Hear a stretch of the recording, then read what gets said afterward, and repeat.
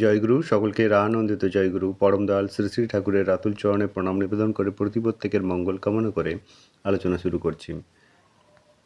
বর্তমান সময়ে জন্ম নিয়ন্ত্রণের জন্য আমরা বিভিন্ন কৃত্রিম উপায়ের উপর বিশেষভাবে নির্ভরশীল হয়ে পড়েছি।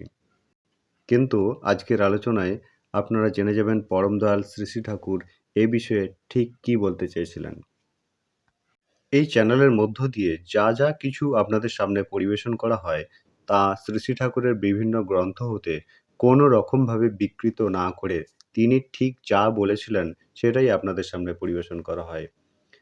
আপনারা নিশ্চয়ই এই চ্যানেলটির সঙ্গে আগামী দিনেও একইভাবে জুড়ে থাকবেন। তাহলে চলুন, জন্ম নিয়ন্ত্রণ ও সুসন্তান লাভ বিষয়ে পরম দয়াল শ্রী শ্রী ঠাকুর সেদিন ঠিক কী বলেছিলেন। একবার জন্ম নিয়ন্ত্রণ সম্বন্ধে কথা উঠেছিল। শ্রী শ্রী ঠাকুর সেদিন জানিয়েছিলেন, পুরুষ যদি গভীরভাবে ইষ্টপ্রাণ হয় তবে তার সংযম জিনিসটা প্রচুর পরিমাণে থাকে। তার ক্ষেত্রে কৃত্রিমভাবে সন্তানের জন্ম নিরোধ করা প্রয়োজন হয় না। আত্মসংযম ও ইষ্টপ্রাণতা থাকার দরুন তার মন ঊর্ধ্বলোকে বিচরণ করে। তার দাম্পত্য জীবন হয় মধুর ও সংযত। স্বাভাবিকভাবেই তার ছেলেপিলে কম হয় এবং অতি অল্প সংখ্যক যা হয় তার এক একটা হয় সূর্য বগলে করা হনুমানের মতো।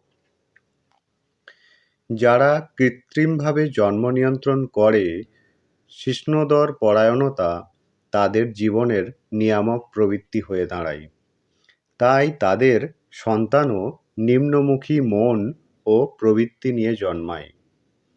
যারা সুকেন্দ্রিক ও সংযত নয় তারা শুভ সংস্কারসম্পন্ন সুসন্তানের জনক হতে পারে কমই। অবশ্য সুপ্রজননের ব্যাপারটা মায়েদের উপর অনেকখানি নির্ভর করে। তাই বাপের মতো মায়েরও সুকেন্দ্রিক ও সংযত হওয়া প্রয়োজন। আলোচনাটি এ পর্যন্তই। আলোচনা প্রসঙ্গে অষ্টাদশ খণ্ড, পৃষ্ঠা 329। আপনারা সকলে ভালো থাকবেন, সুস্থ থাকবেন। সকলকে জানাই রানন্দিত জয়গুরু।